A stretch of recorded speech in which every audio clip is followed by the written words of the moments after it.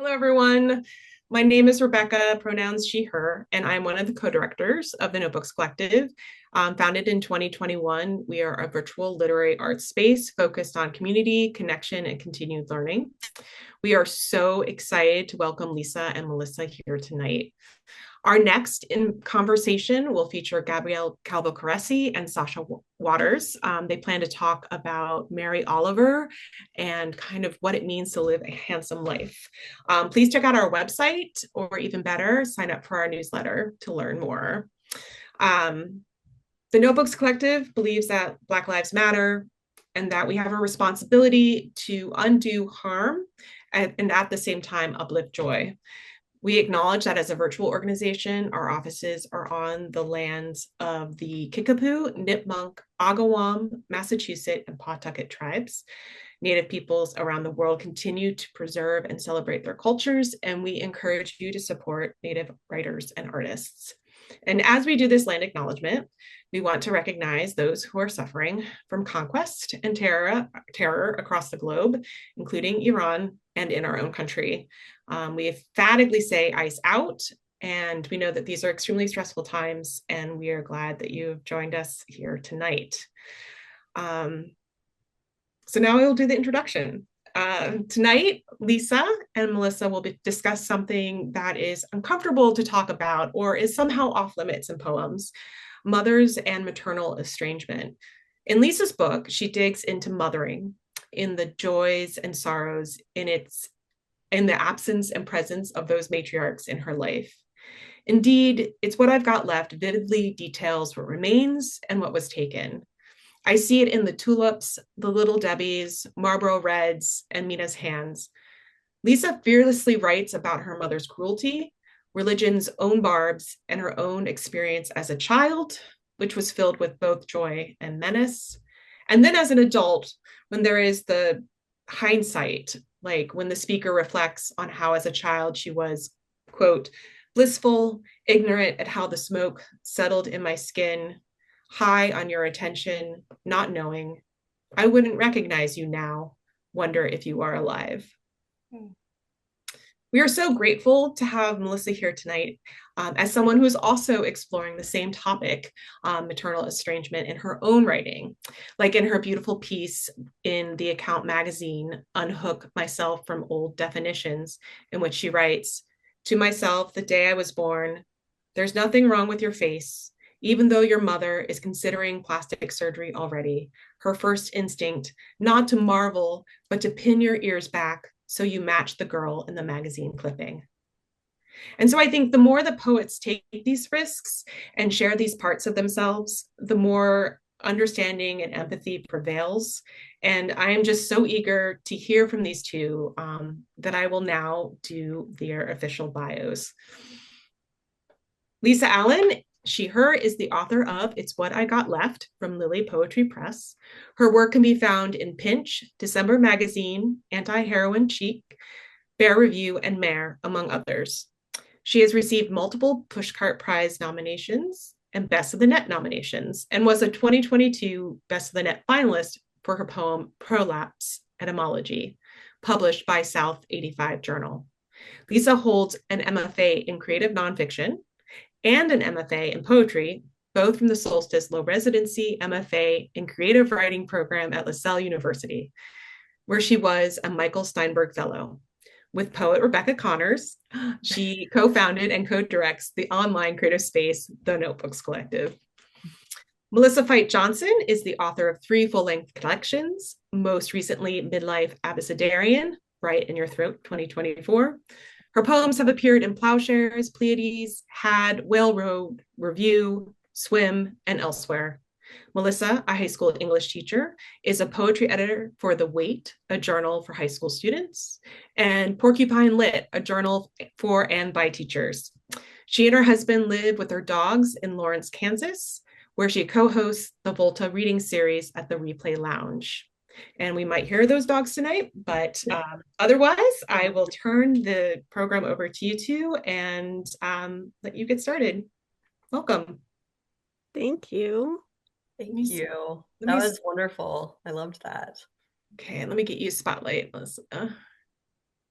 we go. And then I I see told it's hard to do it just by myself, I have to no, say. I know I feel like I should be doing something. I told Melissa earlier I'm going to try really hard not to cry tonight, and Becky almost made me cry. Um, I want to thank everybody for being here and kind of give you a lay of the land of what we've planned tonight. Um, we both love when conversations start when you kind of hop right in. And so we are going to hop right in. Um, I also thought that it would be really great for each of us to read one of each other's poems. So I'm going to read one of Melissa's, Melissa is going to read one of mine. And I thought that was a great idea until I was trying to decide which of Melissa's poems I wanted to read. That was um, that was a little difficult, but I landed on one that is in her new manuscript, which I can't wait for everyone to read because it is remarkable. So I'm going to start by reading that. Let me see if I can find it. When people remind me forgiveness is important, I think about the guy my boss hired when I was 20. In high school, he'd erased my breasts with his tongue, told his friends he was only with me because I was easy. Our first day working together, torture. I sneaked him glances while I stalked CDs, wondering if I should quit. A few nights later, our Christmas party at Holiday Lanes. He sank into the swivel chair beside mine, said simply, "I'm sorry." Completely sincere. I said, almost stupidly, "That's okay." And I meant it. 4 years of grudge holding gone. We worked together for years. When I think of him, I think of his apology, not what prompted it. That's how I know. I didn't walk away from my mother because she was cruel. I walked away because she pretends she wasn't. Thank you. I love that we decided we were going to do that and that we wouldn't know which poem the other one picked, but I wasn't really expecting what a wallop, that would be. That's the first time anyone's read that poem out loud. Like you beat me to it, which I kind of love actually. And yeah, I don't know. Should I read yours first and then we talk about why we picked them, or do you want to say why you picked that one? Um, I picked, I had a really hard time, like I said, picking which poem. And I think I settled on this one for a few reasons. One, I think it tells us a lot about the poet, um, about that experience and the motivation behind the writing and the life that prompted the writing. Um, I also think that it's remarkable that you lead us into this world and then you turn it around in the last two lines and tell us the real thing. And I admire that as a poet. I admire the craft and I admire the restraint that you have in telling those stories. So for me, it was kind of, I had picked other poems for different reasons. And this one, um, when I read it, it was kind of a gut punch and I kept coming back to it. So that's why I picked that one. Oh, no, that's perfect. Thank you. Yeah. Well, I think I wrote that one because we'll for sure get into this because you and I were talking about it while we were preparing, but just the things people say when you say that you're estranged or when you're writing about it. And one of my pet peeves, I think, is just how often people will bring up, have you tried forgiveness? I don't know. Like, and I mean, gosh, my mom and I had such a hard relationship for my whole life. And this estrangement's just like 2 years in, and I'm 44. So I tried a lot of things for decades, and I think writing that poem was very helpful to me because it was like a reminder that I'm good at forgiveness, actually. But the person has to genuinely own what they've done and take accountability for it. And that's all it takes. I think people are like, well, hasn't your mom apologized? I'm like, well, she's apologized a million times for really little things that aren't the specific thing that I need. She acts like she doesn't remember the stuff that's the really painful stuff. So anyway, wow. Okay. I had a hard time too. I love your book. I'm sure, well, I don't know if people know this actually, but I blurbed it. So, I have lots of gushing things that I've said about it. But I really was, so a lot of the poems are very, like a lot of the subjects are very different from mine. Yeah, we have the maternal estrangement in common, but like as we'll talk about, we came to it very differently at very different ages, very different times, very different reasons. And so it was interesting to me. A lot of the poems I didn't see myself in, but boy, when I did, I really did, and it was kind of wild. So this is one of the ones where I saw myself. And so it's called The Sum of Me. And I know there are more of these, but this is the first one. So wanted, as in served a purpose. Add sisters too. Add Donna Summer, Beach Boys, lobstered skin at the corner pool all day. Boys pinch because they like you. Add babysitting. Add sleepovers. Add Girl Scouts. Add violin. Add viola. At 13, ask how she chose my name. You were supposed to be a Christopher. Sophomore year, add school newspaper, add debate tournaments, add feathered hair and eyeshadow, blue, add tables to wait, quarters to save, greedy fingered men, add the scholarship, road trip to college, add hiding behind the campus church between city traffic and Lake Michigan tide. Let the water make the world a conch. Add retail jobs, add a man at Motel 6. I do. Add babies, 3. Sign the decree. Um, do you want to say anything about that before I say why I picked it? Um, no. I don't. Um,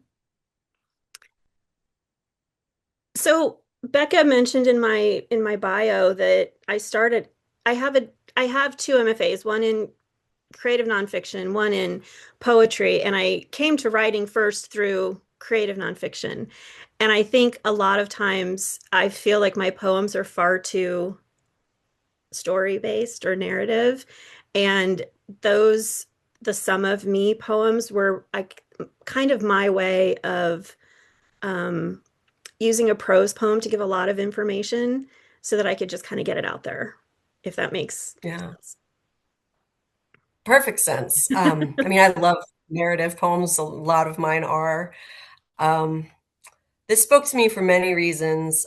Um, but the specific detail that I find really insane, and I told you already, Yeah. like in my notes when I was making my blurb, but my name would have been Christopher if I'd been a boy. And I was just like, that's wild. It's so Like wild. specifically Christopher Robin, like from Winnie the Pooh. It would have been a very embarrassing name. But yeah, I was just like, oh, wow. And just these expectations of what you were supposed to be. Um, I don't know. I just remember years ago, I had this coworker who said something that I thought was really profound. She was pregnant and she said to me, like, I just can't wait to meet her and find out who she's going to be. And I was so struck by that. And I almost cried because I was like, oh, what must that be like? For someone to Yeah. want to really know you instead of want to like mold you and shape you and want you to be something else, someone else. And I just really love how there are these italicized lines in your mother's voice that are like trying to change you or make you something, but then there are all these details that are so exactly who you are. And I don't know, like, for better or worse, like we're not perfect, but we deserve the chance to be ourselves. Do wonderful things and maybe stupid things, and like, just we deserve to make all of those choices for ourselves. And yeah, so anyway, I really loved that very much. Thank you for reading that one. Um, I really like this idea. Anybody who has the opportunity to do this should do it. It feels so It's good. it's We're like, too you're so cool. smart. No, you're so smart. I think part of it is like this is my first book, right? And you spend so much time with this book. And I don't know about you, Melissa, but like sometimes you get a little tired of the book and you're ready to move on to other things. And um, so doing this, I think is a reminder to me that like there are things to see in the poems, even though I've like worked through them so many times, it's hard to see what's in the poems. Yeah. Oh yeah, no, completely. I that makes so much sense to me. You know, we were both at AWP, we saw each other, but I had, this panel on pop culture poetry, and I was like so into these mother estrangement poems that I'm writing now Yeah. that at first I was going to read poems from that. And then it occurred to me, like, oh, I should probably read poems from the actual book that I have and I'm promoting and stuff, I don't know why but yes, I think it's easy to be very into whatever you're working on now. Yeah. And it felt actually really good to go to the book that, I'm very proud of, and pick poems that were more for that particular theme, Right. yeah, and yeah, it's wonderful to celebrate something before we move on from it too, like sometimes we're in a real hurry. I've been really trying to slow down a lot lately, so Yeah, I think we have that in common. I think so, yeah. Um, so we're gonna talk and we're gonna read poems as we talk instead of doing poems in one large block. And one of the first things that we thought might be important to talk about is how we each came to writing, um, and kind of our differences there. So, do you want to start, Melissa? Sure, yeah. It was really striking me, just as Lisa and I were preparing for this, how kind of inverted some of our stories are. Like I've been writing for a really long time, but I'm newly estranged from my mom, like, so it's like kind of flipped. But yeah, I mean, it depends on how you want to define it, because like I've loved to write my whole life, but when I was like, in elementary school and stuff, for show and tell, I would just like read my stories, and they were really bad. They were all about this girl named Tiffany Hunter, and like her little sister got kidnapped by a man named Bill Murray, and it was spelled just like Bill Murray, and I didn't know that was a person. And anyway, but I knew I loved writing, and then when I was in college, I took a intro to creative writing class, and I thought I was in it for fiction, and that I would just suffer through the poetry, and then the joke was on me because I really never wrote fiction again, and I fell in love with poetry, and I've been writing it for ever since. I guess that's 25 years. I'm 44, and so that was 19. And I think it took me a long time to be confident about me as a writer. Like I just sometimes I'm astounded that I've been writing poetry for 25 years, because Mm. I just think that I spent a lot of those years feeling like I wasn't good. Um, Hmm. Even though like objectively it's interesting, like I won first place 3 times, 3 years in a row, like at my college journal, and we had like our visiting poets were the judges, and they were different every year. Like I should have known I was good at this, but I was just so not confident for a really, really long time, and I was always comparing myself to other people, and I really don't do that anymore. And as a result, I think I'm much more confident because I'm not wishing I were someone else. Right. That's not exactly what you asked. You're like, how did you Okay. come to writing? And I'm like, I just go. But yeah, I don't know. I just 25 years, but in some ways, I think I've really been super serious for like 10. I think Hmm. since I've started taking risks and writing form and doing all of these things, I feel much better at it than I used to. So Yeah. yeah. And Anyway. you only started writing about like clearly writing about your estrangement with your mom recently, not you haven't been writing about it for Yeah, not actually, explicitly. that could lead me to my first poem that I was going to read of my own. Yeah. That's a real good setup. Like you Okay. really, Well, threw look me at the me. ball. Okay. Yeah. But yes, technically, I have only been writing about my mother and this estrangement for like 2 years, if that. But I think I've really been writing about her forever, but I used to just not be able to be super honest about it. So I have this poem in this manuscript, which I don't know how like complete it is, but it's in a first draft. It's all the poems together, right? That I'm considering. And many of them are form poems, like almost half of them, and they're called Estranged and then the name of the form. And so this one is a high one. So like speaking of, a prose poem, yeah, so I have this, and it's basically about just what you were saying, like how much did I write about my mom before this? So in each book, I unveiled what I could. I wrote in code. First book. The poem Dreaming I gave birth to twins too small to be human, scalped troll dolls I loved only after nursing them normal. First book. My mother considering plastic surgery the day I was born, obscured by my father reassuring her I was perfect. My mother missed my meeting, bought 20 copies and mailed them to my old teachers. Second book, the poem with my mother's mantra, no one would marry me if I couldn't cook or if I gained weight. Softened by the poem insisting she couldn't help her insecurities, none of it her fault. Second book, the girl cut from the magazine, treasured in the hope chest. How lucky I grew to look like her.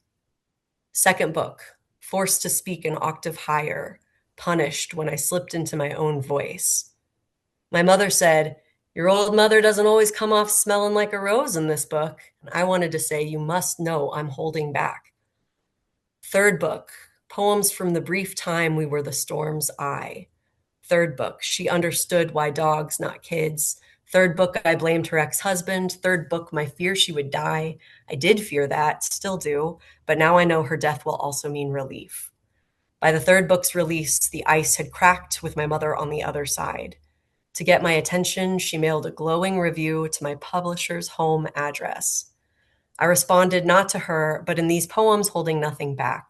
No veils, no codes, confiding in anyone who reads them. Will my mother read them? I don't know. She might. She might not. The question doesn't stop me anymore. Mm. So it seemed like I was taking a dramatic pause, but really I was just switching tabs. So, yeah. So, I mean, I think I wrote what I could. I feel very strongly in authenticity and honesty, but I think for a long time, there was a level of honesty I could not get to because if I was going to have my mother in my life, there were parts of my life that I had to kind of wall off and just like sort of pretend like she did that we were fine and better than fine, that we were incredibly close, that we were best friends. So, yeah. Anyway, so yes. But what about you, your history of writing and your, history of writing about your mother? Yeah. So, like you said earlier, we're kind of inverted. I didn't really start writing until I was an adult. Although my high school English teacher, one of them who I adore, messaged me on Facebook a few years ago and said that she kept a poem of mine that I had written for the Arts Council at home. I have no memory of writing any kind of poem, and I really thought that I never wrote poems until I was at Solstice, because I went first for my CNF degree, and then we would go every night to readings, and I fell in love with these poets and with their readings, and that's why I stayed to study poetry, because that felt like a language that worked for me. But that was only, I mean, I only started at Solstice in 2016. So that was 10 years ago. And I didn't start writing poetry in earnest, at least not that I remember, um, until 2018 when I started that second MFA. So um, I came to it later, but everything whenever I wrote about my mom, or I wrote about how I felt about my mom, or I wrote about how bad I felt because of my mom. Like there was always some kind of element. I was thinking about it today as I was driving to work, and I was realizing that like that estrangement, it's still a relationship, right? It's just defined by lack instead of Oh, um what we have. It's it's as much a part of me as like red hair or hating olives or anything else. It's just become like intrinsic to who I am. So what I think is really interesting though, um, and we talked about this the other night, was how that gives us different material to work with. Yeah. Because I can really only write about my childhood and like I went to court to be emancipated when I was 16. So I had a relation like with her physically in my life until I was 16. So that's what I have to write about. Yeah. Um, and we're going to talk about memory and stuff later, but very different than yours because she was very much a part of your life until just very recently. Yeah. So I think that informs our writing in different ways. And I'm going to read a poem about not knowing her, and wondering about knowing her. Um, and it's called You Turned 69 This April. Astrology.com tells me you can get along with at least someone. Your birthstone is the diamond, your flower, the sweet pea. On your birthday, the year I was born, Wikipedia is devoid of an on this day entry. Ancestry says you were 18 that year. I always thought younger. Facebook says I'm right unless you lied there too. I guess it doesn't matter anymore, does it, Mom? What matters is that I look for you in strange places. Bars, bathrooms, kayaking on the Mekong River, buying cafe con leche in Washington Heights, browsing the library's romance section. Why can't truthfinder.com tell me what gnawed at your core? Does LinkedIn know what you're proud of? Maybe social catfish can explain what turns you mean. Know this, I don't want you back. I write you as the villain. I cannot stop, cannot. I love that poem. Oh my gosh. And yeah, I quoted that in the blurb. So I was like, that, I felt like that gave me permission in some ways, you know? But yeah, it's so interesting because you're right. Like that's so different from mine. I think reading your book, I was like, okay, a lot of what you're writing is so, awful. I mean, the writing is beautiful, but the things you're describing are awful. And I thought that's really interesting because in some ways it was very like cut and dry, so much so that you knew to walk away when you were 16 years old. Yeah. And I, it's like there's no, I don't know, there like pros and cons feels like the wrong way to categorize this, but like that's interesting to have that kind of clarity because I feel like my whole relationship with my mother was very murky. It was like she would just have these moments where she would lash out and call me horrible things, and it was just awful, but it was rare that that happened. And I, always thought she was loving like 80% of the time and like monstrous like 20% of the time. And then I don't know, just exploring all of this and like once you see it, you can't unsee it. I think I started to realize, oh, she's like manipulative 100% of the time, and she's giving terrible, terrible guilt trips 100% of the time. Not like those cute, oh, a mom, but like Yeah. really genuinely okay with making me feel like a horrible person if it gets her what she wants. And it's just 80% of the time she's able to do that by being pleasant. And then when she can't, then she goes to this other level. And anyway, I only mention that because I think it's really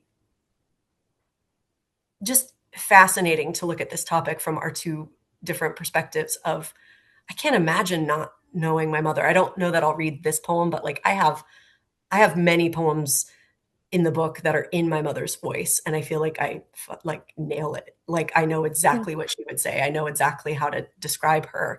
And you're right, that's a relationship forever. That's even though there's a lack now. I mean, I like what you said about the hair and like, hating olives. It's as much a part of your life as anything. And that's true for me too. But yeah, knowing her on a very deep level is a layer of mine that I guess you don't have. You wonder in your poems more than know. And that's really interesting. Yeah, that part was inverted too, right? Like I had a knowing early, but it wasn't of her. But Hmm. and now I don't know anything about her at all. So Does that, I mean, tell me if I'm ever too personal, but I have a feeling that might not be possible in this particular conversation. probably, I think we passed that. Yeah, I think we have. Um, but like, I don't know. Do you ever wonder like if she became better, or are you like, no, I just can't think that way. She didn't. I have to just she was who she was, and that was enough to not be around her. And by the way, I really want to be clear that I don't mean that in a so you should make up kind of way, because oh Like my gosh, I in a hate it when have you people thought say about that. forgiveness kind of way? Right. Oh, no, I do not mean that at all. I just mean like in a curious way. Like, like do you allow yourself to wonder who she is and like wonder about the passing of time and if she has changed and Yeah, what she might have changed into? Is that hard for you when you think like that? I think yes. It wasn't when I was younger because I was still pretty defiant, I guess. Um, and then when I had kids, I became even more Mhm. adamant that she would not be part of anybody's life Yeah, because she had her own children and didn't do a good job with us. And so I was like, you don't get to practice on my kids. Um, but the older I get, it's not, I do wonder because I'm curious about most people and why they do the things they do. yeah. So in that sense, in a general sense, I am curious. And if I could separate the fact that she's my mother, Yeah, right? right. I think that might be easier. Um, part of part of her issue, she had a drug problem, and I used to blame her personally for that. And I've grown enough to know and to understand that that's a disease. It's not a personal choice Right. to deal with that kind of thing. And yet I can know that intellectually and still have a hard time with how we interacted, for lack of a Completely. Oh, better word. completely. Yeah. Um, but as I get older, I think that I have softened to her a little bit, right? Like I realized that there were things in her childhood that probably contributed to how she was, and I'm sympathetic to that. I just have this hard line of I can be sympathetic to that and not excuse it. Yeah. Um, because part of that I think is, and this is getting off topic a little bit, but I think that's part of breaking the cycle, Hmm. right? And that's always been really important to me that I try really hard to not pass that on to my kids. And I'm not saying that I've been a perfect mother because that is absolutely not the case because nobody is a perfect mother. Um, but I think looking at that job as a mom in a different, so the one of the very first things I wrote was for a there was this thing called Listen to Your Mother. I don't know if anybody was familiar with it or not. But there were shows around the country, and you could, I mean, people wrote essays or whatever, and those who were selected got up on stage, and there was a 30-90 minute show, and everybody read their essays, and each essay had something to do with motherhood. And that was the very first thing that I really wrote for public consumption, and it was titled The 180 Factor, which is my parenting philosophy, which is I try to think of what I think she would do and I do a 180. And Yeah. so that's going way off No, no. topic. But I do think that the short answer is yes, I am curious sometimes. I am not curious enough that I will go find her because I don't think that would be any better for my mental health than it was when I was 16. I love that answer. No, I think I started us being off topic, by the way, because I mean, I just really love conversation, and I know we've got like an outline, and we can stick to it as much as we want. But I just love you say something, and that makes me think of something, and then we Yeah, go there. I And think that's great. yeah, well, and it's something that I'm kind of fascinated by because I don't think my mother is capable of change, at least not in the ways that I need. Mhm. Um, and I think that's why she's not in my life. Like I think the reason she was in my life for so long was because I thought she was capable of change, and I just kept hoping that she would. Yeah. And I don't know, I've been doing like a lot of research and reading in these years since being, separated from her. And I think that's a common thing. I can't even remember what the term is, but like a some sort of fantasy. Oh, I can't remember the term. Maybe somebody knows it. But yeah, it's like this idea that she is learning her lesson while we're apart, and then we will reunite or something. And very quickly I realized I'm not actually waiting for that, because if I were, I would still be around. Yeah. So it's an interesting thing, but I just wondered, wow, what must that be like decades on, as opposed to 2 years? I'm guessing my mother will be the same person, Yeah. for the rest of her life, because when I left her, she was 80 years old, which that comes with its own guilt, anyway. Yeah. Yeah. There's definitely that guilt with time and with age, right? Because I remember my own grandma asking me once, my dad's mom asking me once, she said, because she was kind of the only link, Hmm. right? Because everybody would come to her place and give her the gossip and then she would disseminate it. Yeah. And she said, when I'm gone, she said, will you even know if she dies? And I said, probably not. I mean, unless someone reaches out to me, because there would be no other way. So That's yeah. wild. Yeah. So I do think about that. Yeah. My husband was like, "Do you think you'll go to your mother's funeral?" And I said, I don't think I will. Yeah. But I'm not even, that's an interesting thing though, because it seemed like I can hear my mom's voice saying, like, that's so hateful, that's so ungrateful. It's like not how I mean it, like I just mean this like absence, like you talked about, this lack. I just mean peace, and separate lives. I'm actually much less angry than Yeah. I was when she was around, then I was very resentful. Right. Yeah. So Yeah, I it's think, hard. yeah, yeah, it's really interesting. So, Um, yeah. I think this probably a good time to talk about being able to talk about the hard thing, Yeah. right? Because Yeah. I don't know if you've had this experience, but I know that when people have said, "What's your book about?" and I say something like, I usually talk about, um, like it's about the women who raised me, whether they were there or not, because my grandma and my great aunt are also in this book. Um, Nobody wants to talk about the women who were not, or the reason why, Yeah. right? Because it's uncomfortable. And I'm never quite sure if it's because they think it's impolite to ask, or if it's because just it's nobody, mothers, like if you go to Hallmark and look at Mother's Day cards, you would think that mothers are all glorious and perfect and Yeah. wonderful, right? So nobody probably wants to talk about when they're not. But Mhm.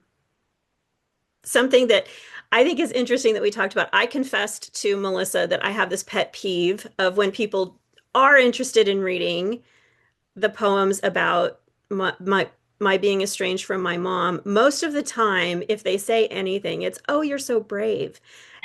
And that is such a pet peeve of mine. Um, I think my friend Trish is here too, and I've talked to her about it as well. Um, because it feels like such a cop out most of the time, unless that person really knows me and knows the full story and understands where I'm coming from. Um, and I've been trying to give people more grace in that respect because it's an uncomfortable thing to talk about, right? Yeah. But I think that um, with that comes, Melissa, do you want to say what you had said about that? Because I think Yeah. it lead into the poems. Oh, yeah, that's good. Actually, real quick before I do, I'm gonna turn my light on. I didn't even think about the fact that I'll be cloaked in darkness soon. Hold on. It's right here. Okay. Yeah. So yeah, I thought it was really interesting. Of course, I mean, we're writing on a similar topic, but like as we've been talking about, we have like all these different approaches to it and all these different, experiences with it. And Another thing that's different is I don't quite share that pet peeve, although I completely understand why you would have it. That makes such sense. It's like really, really taking something complicated and nuanced and putting that like almost toxic positivity label on it. Like, I hate that. Um, but I think for me, my biggest frustration was my whole life, I would tell people these stories about my mom. And I felt like they didn't connect. Like, hardly anyone ever was like, yeah, you're right. That's messed up. My whole life, I got like, oh, your mom is so kind. She's the nicest person in the whole world. Because my mom had this very, like, I mean, as obsessed as I am with authenticity, I think she was very much the opposite. She had what I called company face, and she was always just baking cookies. And I have a poem that I'll get to after this one, but it's just like love bombing, basically. And I kind of alluded to it in my high bun, like how she sent all my old teachers poems, or like wrote my publisher at her home address, like things that she does to seem really kind, but they're like deeply intrusive and like messed up, they're like boundary eroding. And so I had a whole lifetime of telling people these stories, and people were like, oh, your mom is so sweet, she's just being loving, so I felt like gaslit. So if somebody were to call me brave, I'd be like, that is acknowledgement that I was right to leave, I guess. And so the poem that I had selected for this part of the conversation is about a friend who has since, by the way, come around and like understands why I'm not Yeah. with my mother. But yeah, so this one is not a form poem. It is called Cairo. Um, so here it is. My oldest friend loves my mother and me. She tells me so over the phone, decades after the long cord I pulled taut in my childhood kitchen, my mother in the room with me. Back then, we spoke in code. The boys we liked turned cities we hoped to visit. Will I ever get to Cairo? Rome feels impossible. My friend suggests therapy, asks if I've set boundaries. I love my friend. She's not making me angry, only tired. She knew one version of my mother. For half our lives, she has lived in another city. Believe me, she says, I know how your mother can be. Believe me, I say. I love that poem.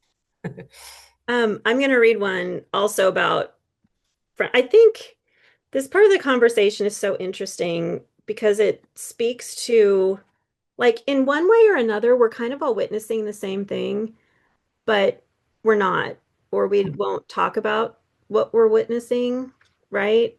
And the Right. experience of it can be different than somebody else's. So, I'm going to read Bragging Rights. I love this one.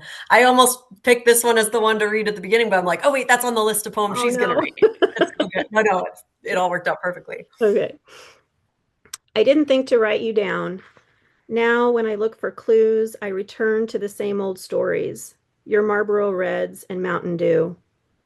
You remember this one, don't you? About when you volunteered as my Girl Scout leader?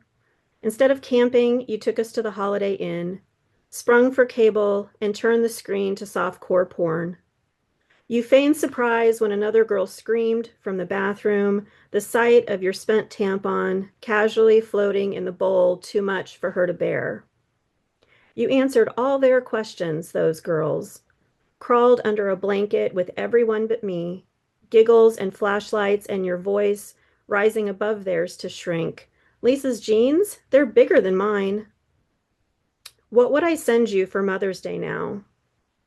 I'd tell you how that night I sneaked away to the hotel pool, comfy in my sweats and t-shirt, alone until dawn when the manager found me asleep with my library book. He thought I'd jumped the fence. I lied to him until I belonged there, and in that instance, I was your daughter.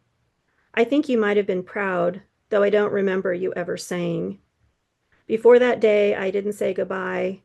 I remember you saying, at least you have pretty hair.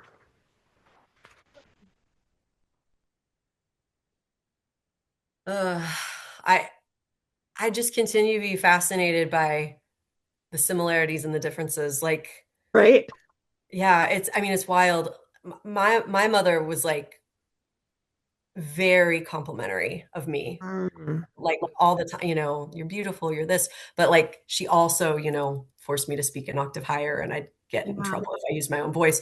Or I think in many ways I was like an extension of her. Like there wasn't so much of the comparison like you wrote, which is just like such an awful moment of like so messed up, like, comparing who's Yeah. smaller or whatever. But my mom would do this thing where she like looped us in together like we were the same person almost. Like I would Mm. just be sitting in the living room reading a book or watching TV and she would come in and she would just be like, I think we both need to lose 20 pounds, and like also we didn't like also I was 5'9" and like 130 pounds like it was like I was like a teenager and skinny, and she just like had no real concept, like she wanted me like model thin, wanted me Yeah. a dancer. And I think it's like super interesting, I guess, this idea of like these mothers we've chosen to leave not having a relationship with us where they see us as our own person again, but like an extension of themselves somehow, like a barometer, something to either compete with or something that like, we are both going to go through this journey of, weight loss if we don't need to, because we're just neurotic and in our head. Like, I don't know. It's just like messed up. And I didn't have language for it for so long. I think when I wrote that essay that Becca quoted at the very beginning in the intro, I think probably some people did call me brave. But honestly, I was just like, again, so relieved because I felt like I'd spent my whole life trying to tell people what my mother was like and not landing, not landing, not landing. And I'm like, am I crazy? Maybe I am. Maybe she's fine. And then finally I wrote this thing where people saw it. They were like, oh, that's good that you left. And I'm like, oh my God, thank God. It just, Mhm. yeah. And your poem just brought all of that up for me. Um, what, yeah. Do you want to talk about why you picked that one? Like, what does that one mean to you? Like, Um, Brad, I mean, I love that title. it's a few things. Like, going back to the whole how we were inverted in so many ways, and the fact that I haven't had a conversation with her or really seen her since I was 16. Um, I have fewer stories of her, and I have fewer details of her. But the details that I have are details that were on repeat. I used to talk about like a scratch in a record that Mm. goes like over and over and over in my head.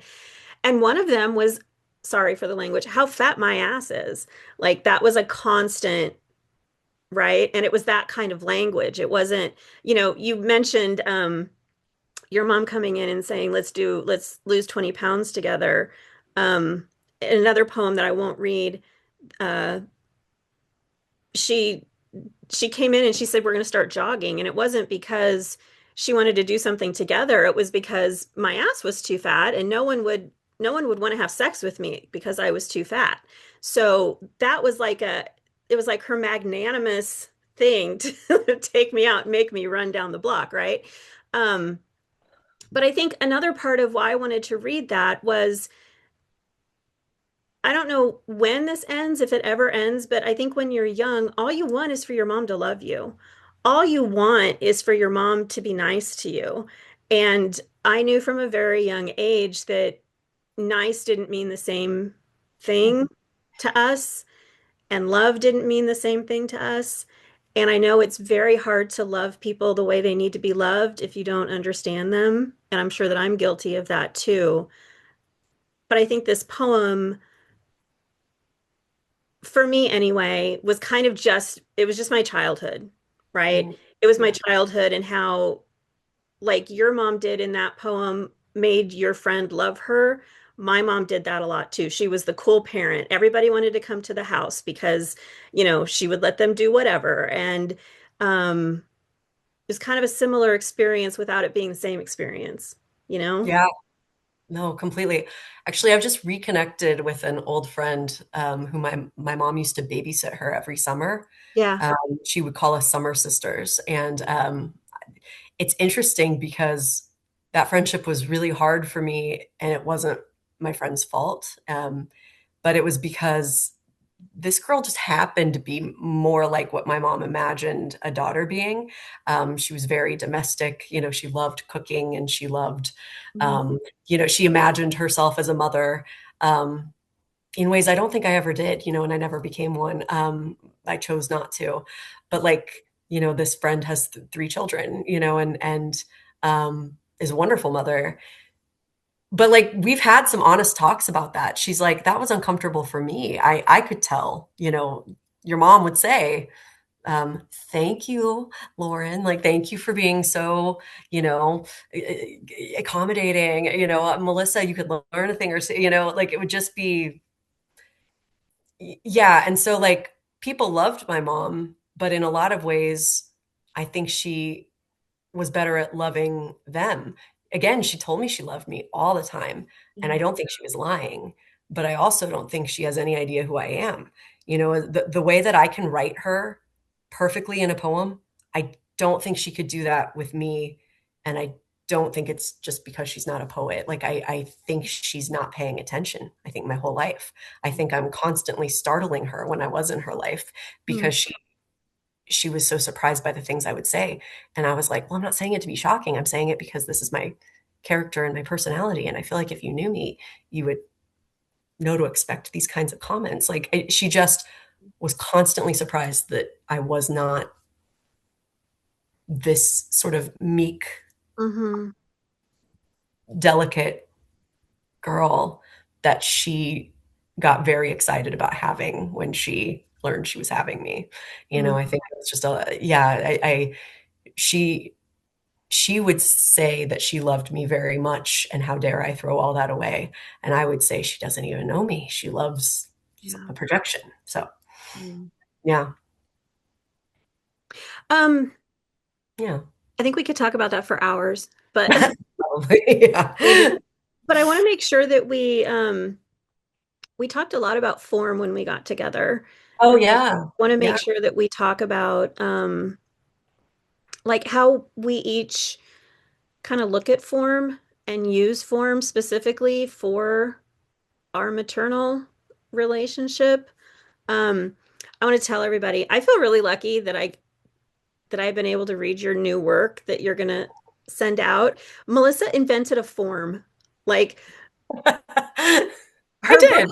her book is so cool because she has all of these different forms, but it's all like estranged Sistina or estranged golden shovel. But she created a form called is it the lockbox? Is that Yeah, my yeah. friend Laura Passon named it. Okay. She wrote one, and she was like, "Ah, I feel like the name came to me while I was writing one." and Yeah. and Courtney LeBlanc is here, and she's written them. But yes. Anyway, yeah. Yeah. Um, but we talked about how form has given us some constraint to be able to write about super duper emotional things without getting caught up in the emotion. Do you want to say anything about that? Yeah, I actually last year at AWP, my very first panel, Marianne Kunkel was moderator of and put together. Aw. Yeah, and it was about form and how for like the first 15 years I wrote, I um, I always just said I was a free verse poet, and I still love free verse. Don't get me wrong, but I was under the impression that I didn't like form, that I thought it would hold me back or like put me in a box or, whatever. And only later did I realize, oh, it was really more me selling myself short. I didn't think I was good enough to do form. And I took a workshop years ago called Fail Up with Aaron Adair Hodges. And I remember one of our assignments was to write, an Abecedarian, which is now my favorite form. And, it's part of the title of my last book. And it occurred, like, I kind of figured out that I think I'm really good at writing in form.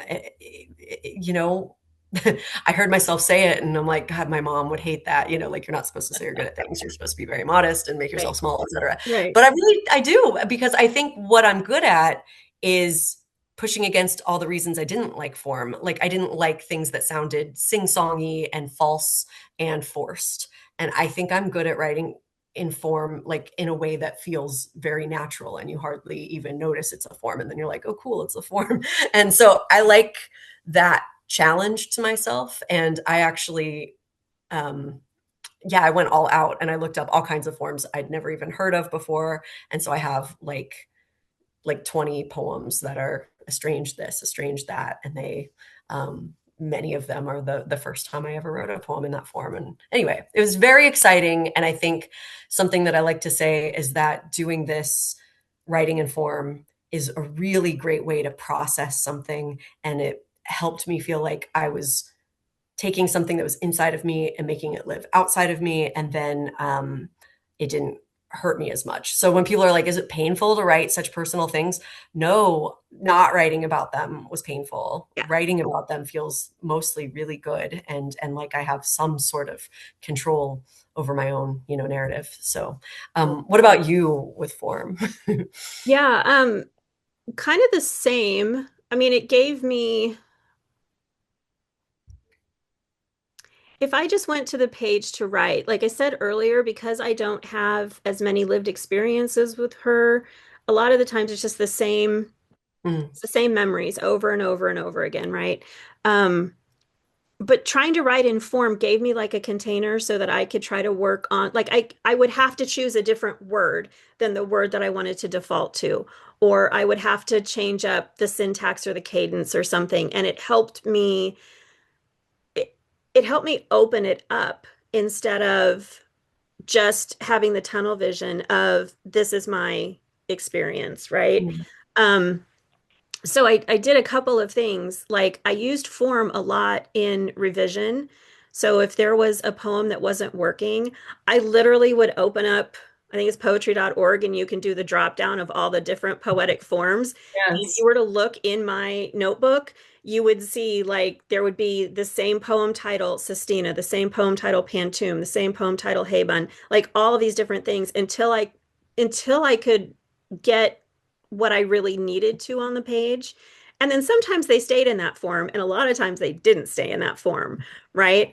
Yeah. Um, I took a class from, I'm going to forget her name, Megan someone with Lily Poetry Review, Megan Sterling, and it Oh, was called The Modern Sonnet. And she said, well, my practice is I write a sonnet every morning.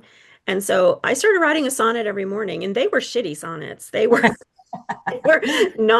not great sonnets, but they gave me a nugget of something. And some of those ended up in the book, and some of them will never see the light of day, which is yeah. correct. They shouldn't, but it also kind of goes back to the brave conversation. Yeah. Like I I think it's important to share experiences because we help other people not feel alone or unseen.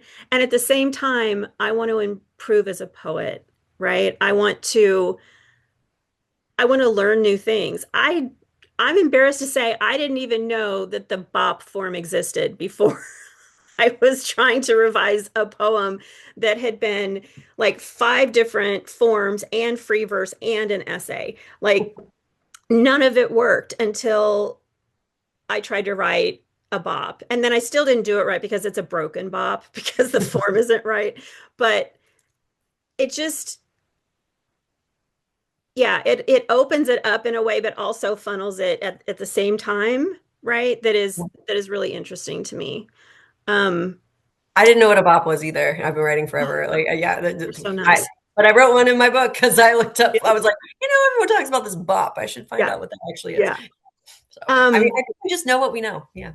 we just know what we know. I think we should each read our poems for form, and then I want to talk about footnotes. Okay. Yeah. I think Do you want to read yours first? yeah, Your I'll read form? mine. Okay. Um, if I know which page it's on.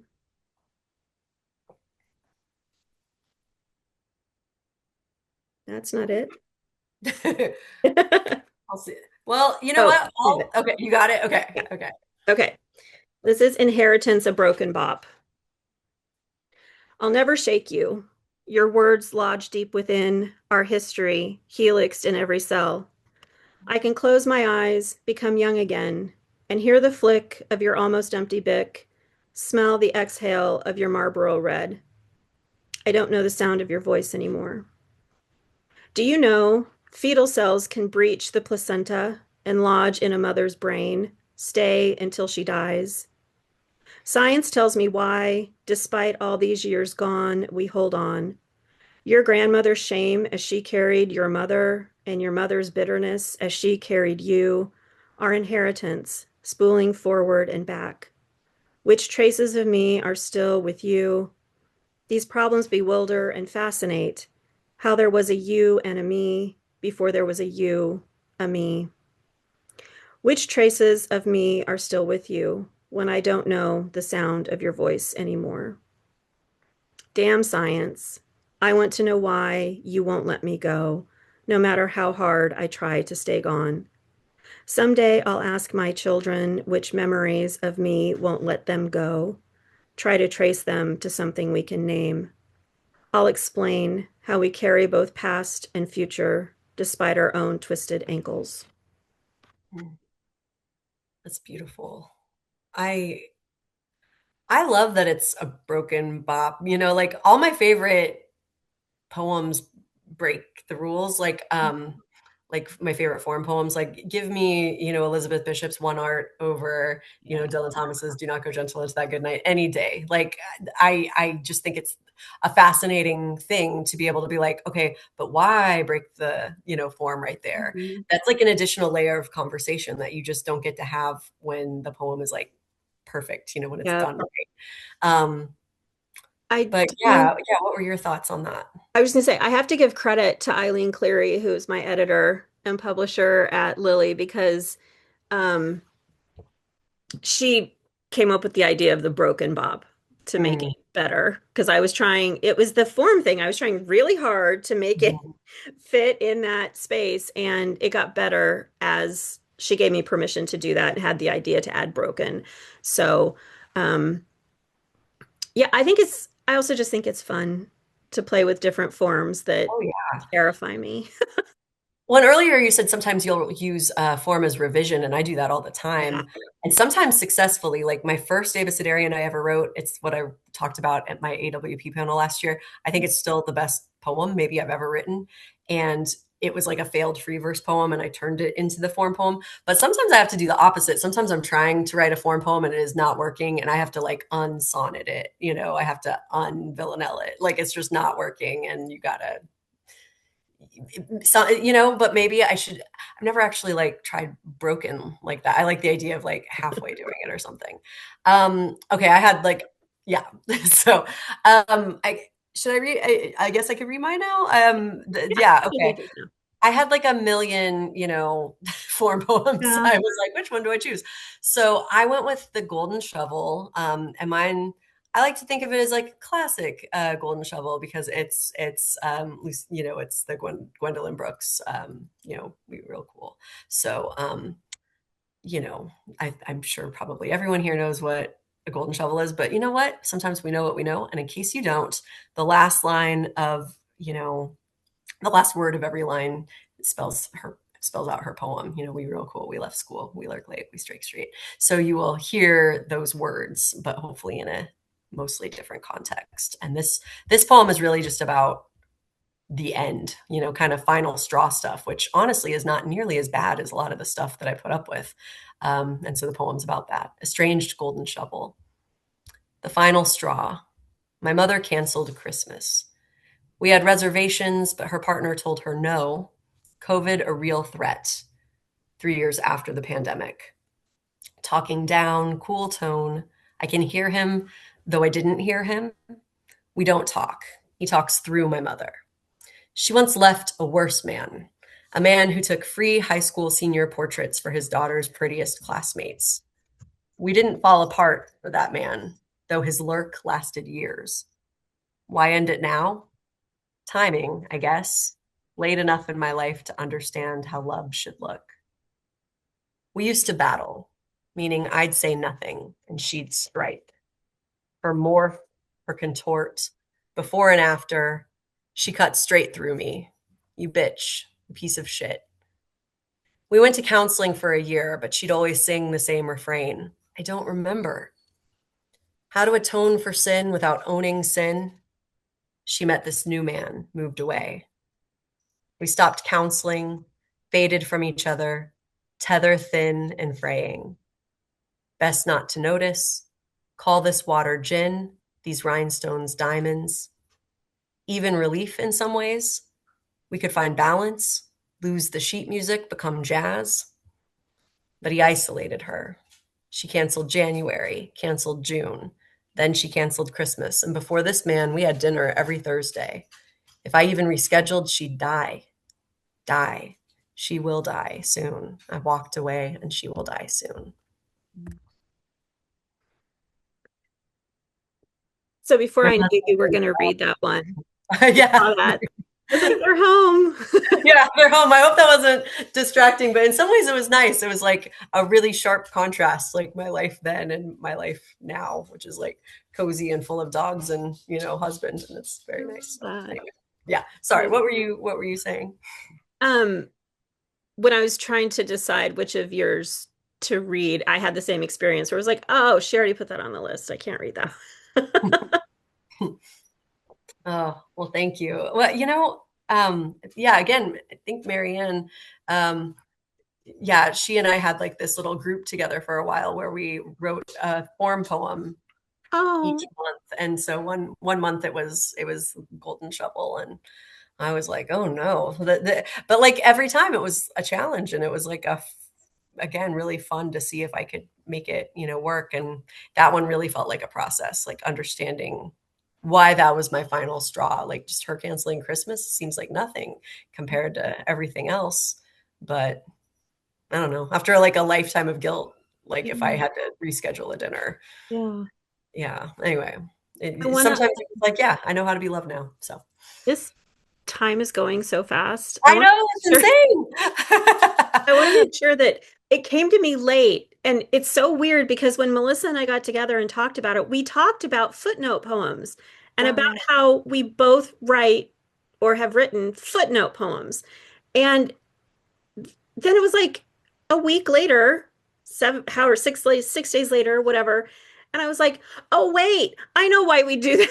Like, and I think it's an example of how form helps because they're too complicated to read out loud and for them to make sense. But if you look at them on the page, it's almost like you have you have the main body of the poem, and that's what everybody else sees. That's what everybody else has experienced. And then you read the footnotes, and that's our lives as these women's daughters, right? Yeah. And It's so the unpacking and processing. Yeah. Finally.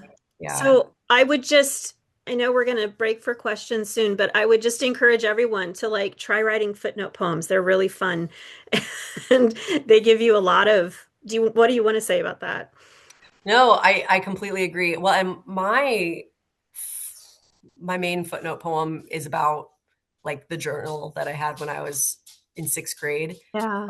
I found it really fascinating how little I wrote about my mother, about my whole family. The whole thing is mostly just boys I had crushes on, and my friends, and then I realized as I was like writing the poem, I'm like, oh, right, because I think I wrote back then to escape. I did not have language or tools or emotions or the capacity, I guess, to unpack my life. Yeah. And so I just really didn't write it much, and I just focused on other things. And I think that's how I was in my mother's life for as long as I was. I just focused on other things. I was just like not looking too closely at any of it. And now I'm doing the exact opposite. I'm like right into the heart of it. I am writing to process. I am not writing to escape. I am writing to fully explore exactly how we got here. So is that, I don't think we talked about my asking you this, but I'm curious does that make the writing different than it was before? Like, yes, you're very aware now. yes. I don't think I was very honest in my like sixth grade journal. I'm not like mad at my sixth grade self. I was a little kid, but I was very it was very performative. You know, I was like acting, I think, in that Mhm. journal. I think I thought I had an audience who wasn't just me. I didn't really have a sense of my own voice. Um, Yeah. it's why I tell my students, you know, I'm a high school teacher, I'm always encouraging them to keep a journal so that they can write something that will not be evaluated by another person, you know, Mhm. so that they aren't just writing assignments that they get graded on or like notes that their friends will read and form an opinion on. Like, I think it's really hard to know who you are. And it's interesting because I didn't have an audience. I was the only one reading them. I even trusted my mother. I really didn't think that she would like read my poems or my journals. And I honestly don't think she ever did. But I was still writing for someone. It was like, hey, I don't know. It was just very Yeah. much acting out in a way that now I am not. Yeah, it's interesting. Like I even, have this essay that Allison Renner's here. I see. I'm trying to call out as many people as I can. But like in March Sadness, I wrote this very personal essay about a song about Celine Dion's "My Heart Will Go On," and Go it's vote. really personal. And I knew I would have an audience, Mhm. but I wrote it like I wouldn't. I wrote it like it was just for me, if that makes sense. And so like my sixth grade journal was the opposite, where I wrote it like I had an audience and I didn't. It's an interesting thing to think about, I guess. Like I think the most maybe authentic and honest we can be is when we really are maybe writing for ourselves first and foremost, and then maybe that's how it finds an audience. Somebody connects with it because you were saying something real. So anyway. Mhm. That's really fascinating. Hi, Becca. Hi. Hi. I I need wanted to put my dog on the couch really fast because he's just pacing and it's stressing me out. Oh God. No, I wanted to break in just because we have about 15 minutes left and I wanted to like make sure that we had some questions that had get some questions answered, I guess. Although there actually hasn't been many. Most of it has just been a lot of like comments about how much it's resonating with people here. So I think that's a great testament. But there was one question from Trish about can you speak to managing grief with with regards to the loss of a living mother? I think because I think that experience resonates with her, it resonates kind of with me. So like, how do you think of that? I have a real initial thought because sometimes Go ahead. when Q&A with multiple people, somebody does and somebody doesn't. I'll just say I have this vivid memory, and I think I told Lisa this, but um, that shortly after calling it, shortly after officially ending my relationship with my mother, my husband and I were like literally like on a beach in Greece. We were, with high school students, we were chaperones, and we were literally like watching this sunset in the most beautiful place you could imagine. And we spent like the entire night talking about how guilty I felt about my mom. And, my husband was very loving about that. And it wasn't like he was like admonishing me for that or anything, but he did point it out. He's like, it's interesting that this is what we're talking about. Like you left her and you haven't escaped her, like it, and we still sometimes talk about it, but like it feels less painful all the time as it just becomes more a part of my reality. I really think the first and biggest struggle for me with managing grief was managing guilt. I really genuinely on that beach thought that the guilt might kill me. I thought I might die. I was like, what am I doing? And it's probably the biggest reason why I'll never go back because I can't go through that again. I'm like, I'm on the other side of the guilt now, mostly, and think I did the right thing. And so anyway, that was maybe for me the biggest part, like the biggest source of grief was just guilt, feeling like because forever I'd equated being a good person with being a good daughter to my mother. So Mhm. those are my thoughts. Lisa, what about you? Um, I think that's really interesting because your your estrangement is still so fresh. Mhm. Like it can be years and it's still new, right? Because it Yeah. takes a long time because of who this person is and was in our lives. Um, like I said earlier, I was 16 there's a lot I don't remember, I think, about all of that. But that question made me think of, I think the time that I felt the most grief was um my high school graduation. I got this box in the mail that had a like a knit or a crocheted pillow in the shape of a heart and a handwritten note. And I always remember her handwriting. It was very blocky and it was on like a legal yellow pad. And it basically said, um, you're my you're my baby, and I would rather cut my own heart out than make you sad. And that made me feel incredibly guilty, right? And then that feeling stayed for a while as I moved away and as I kind of figured out who I was. And it faded, but it goes in waves because then it came back a little when I had my first baby because she wasn't there to share it with, Yeah. right? And there is that loss of, my dad remarried and has an amazing wife, and she has been an incredible grandmother to my kids. And yet there's still a missing, right? There's still what's there. So I think the short answer for me is that sometimes I handle it okay and sometimes I don't. And and sometimes it feels really sharp and most of the time it's just like I said earlier, it's just one of those things that make me me. Um, but I think the most surprising part of that is that I never know when it's going to be sharp and when it's going to come back, Mm. right? I Yeah. It's a surprise every time I have. And it's always random. I mean, I feel like it's random. Maybe it's not. Maybe something triggers it and I don't realize what's triggering it. But it always feels kind of random that I'll be like, I haven't thought about this in years. And then all of a sudden, it's all I can think about. And I don't know that, I mean, that was 40 years ago. So I don't know that that's going to change. I think that's pretty much going to stay the same way. Yeah. Yeah. I was going to say that I think since you both talked, when we're talking about grief, you're both talking about guilt. And I think that is part of the fact that there is such a like expectation that Mhm. we respect and honor and obey our parents, and like the family unit is what it is. And so to go against that, even though you're making like like a very important, very smart decision for yourself, you can still feel really, really bad. Yeah. Um, I want to say something about that. So in the revision process of one of my poems, someone kept asking me, "Well, why would she do that? What was she thinking that she would do that?" And I kept saying, "I don't know. I don't know." And the pushback was, "Well, think about it." Like, and I said, "I don't want to.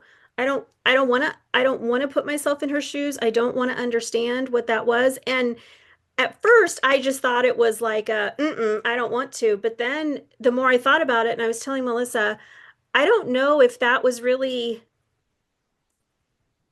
I think it might have been still kind of I don't want to speak for you. I don't want to disrespect. Do you know what I mean? Like, I think some people might say I'm being disrespectful because of the things I've written about. But in my brain, I did not want to be disrespectful and put words in her mouth or assign agency for actions when I didn't know what the reason was. So, what you're saying, Becca, makes a lot of sense because even like 40 years on, right? I'm an older woman now. I still think about that. And I don't know if that's because of gender stereotypes or how we've been conditioned or just how my brain works. I don't know, but it's kind of Oh, insidious, you you know? froze. What? Insidious is a So Yeah. you froze for a second, and now there's like a little bit of a lag. Oh So no. I think we're all good though. Okay. um no, that was so well put.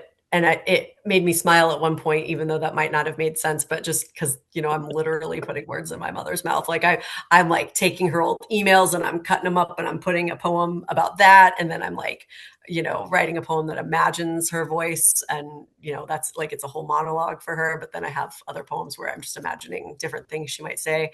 And I wonder if that's just the age that we were when we left. Like, I just still feel Yeah. like I can predict. Um, Or the but yeah, generation we were raised in, maybe. that's true. That's true. That Could might have be a just 10-year enough. gap. Yeah. Yeah. I mean, that's interesting too. Like you're older than I am, but my mom is much older than your mom because Right. you young and my mom had me at 38. So like that's an interesting Oh, thing. Yeah, my mom is like a whole different generation than me, like, and anyway. But like Becca, what you said about the guilt and the grief, like I think those are the same to me. Like when I think of grieving my mother, I think about guilt and feeling bad. Um, it's an interesting thing. When we were close, we were really close. I do miss her sometimes. Um, she was fascinating. I think she's the most interesting person I've ever met. If I can look at her objectively, like she was deeply brilliant and like a world traveler and just fascinating. But um, I also like just experiencing this whole like essay writing thing I'm having right now. And it's like a lot of people commenting on social media. I'm like, just today on my walk with Mark, I'm like, oh, my mom would overtake this. Like she would be posting oh yeah. in response to everyone. My accomplishment would be her accomplishment. Um, it, she would critique the way I was responding to people online. Like I got this shiver of like, and so like any missing that I might have is very quickly replaced by, but I'm so relieved. I'm so relieved. And I use that expression grief and relief, but it's honestly, it's more relief than grief. It just is. So. That made me think of your poem. It was another one that I thought of reading. I don't remember the title, but it was seeing a woman who looks like your mom when you and Mark Mm, were out, and how you imagined you would kiss her cheek. That kind of did yeah. me in a little bit. Yeah, because like when I saw it, yeah, I did. I mean, that one's true. All of my poems are true. Yeah. But like I saw this woman who looked just like my mother. It was wild. Like Mark, my husband, was the one who was like, at that, you know? And my first instinct wasn't to feel pissed off or anything. It was like I wanted to go over to her and like hug her and kiss her cheek. And I realized, oh, I must miss my mom more than I think I do. Yeah. Um, and I wish she didn't have this whole other side that made it impossible. Or like I have a friend who has low contact with her dad. That sounds so nice. I would have loved to have been low contact instead of no contact. But with my mom, it's impossible because she would spend any time we did see each other talking about why this wasn't enough and how dare I. And like, I just understood. I understood that it was either all or nothing with her. And it finally had to be nothing. I think I think one of the hardest things about both the lived experience and the writing of the experience is like embracing the truth that this thing can be true and also this thing can be true, Yeah. right? Yeah. I can miss my mother and also I can't spend time with my mother. I And think that's what I was trying to get at yeah, the very beginning when I was asking you if you ever wonder about. Yes, that's it exactly. Both things are true. both things are true. Yeah. Yeah. Well, I And, want. Oh yeah. I was no. just going to say I feel okay about like the poems I'm writing now about my mother, largely because I think I'm being fair. Like I Mhm. think I'd feel differently if I thought that I was just like lashing out and sounding Yeah. pissed off and petulant in these poems, but I think I don't think that's it. So anyway, that's it. Well, no, I was just gonna say, I didn't know if you wanted to each read a final poem before we Yeah, wrap up, because it's about that time. So about that Wow. time. About yeah, that time, I Can I can't go? believe it. yeah. Um, yeah, do you want to go first or do you want, you know what? This is your like, I should go first so that you go last. You know what I mean? So that your words are Okay, final. What do you like that's that? fine. I'm good with Okay. either. Um, I I think I'll read this one, which is kind of just about the joy of my life now. And you sort of witness that with the dogs coming in. So it's called So Much Beauty, So Much Light. Framed in the back porch window, bare winter branches trying to catch the setting sun, like rain through my fingers when I was a girl. A poet once suggested keeping track, one beautiful thing a day, actively searching. At the time, that seemed like a lot to ask of the world. But today, I've just woken from a lovely nap, a dog still curled at my feet. Earlier, my husband and I ushered all 3 dogs into the wetlands near our house. Halfway through the walk, our oldest dog started dancing. No other word for it. Cold air slipped beneath him, carried him up and around. Whirling and barking, he got the other 2 all worked up. My husband and I couldn't stop laughing. It was a moment I recognized while inside it. I didn't have to wait years to look back and know. And now I turn my attention back to the window painting, still hanging on, not yet cloaked. And now the dog beside me has started to softly snore. Hmm. That's a Yeah, good thank you. I don't know. I feel like that's a good note to end on. But Tracy's here and she's always so good about thinking about like what poems are in conversation with each other and where they should go, where they belong. And I feel like I've learned a lot from her. I feel like she would say that's like the right note. So anyway, yeah. I changed my mind about what I'm reading. I love that. And part of it is because I too want to end on a good note. And the other part is I said earlier that my grandma and my great aunt, both on my dad's side, are both in this book too, and they were joy, even though they were religious and there were problems with that. And they were raised to be a certain way and there were problems with that, but they were joy. And so or they were my joy. So I'm going to read My therapist says joy is the highest form of vulnerability. Mm, good title. Yeah. Thank you. Grandma made green bean and dumpling soup, food I make now when I miss her. My ex said, God, that looks nasty. He didn't see what I did. How she fed 5 kids with flour, butter, milk, and a can of army green, too tender food stamp beans. How I begged for more. How warm and safe I felt, her attention all mine. Maybe someone you loved made chowder or stew, maybe grilled cheese. It was good, wasn't it? Ah, that's beautiful. That's beautiful. Thank you for being here to do this with me. Oh, thank you for asking me. What a huge honor. I mean, this is like something you love so much and that you and Becca have created together. And I was nervous doing this with you, but like excited. I just didn't want to like be bad. But I'm so honored that you asked. No, it So was great. We'll let Becca close it out.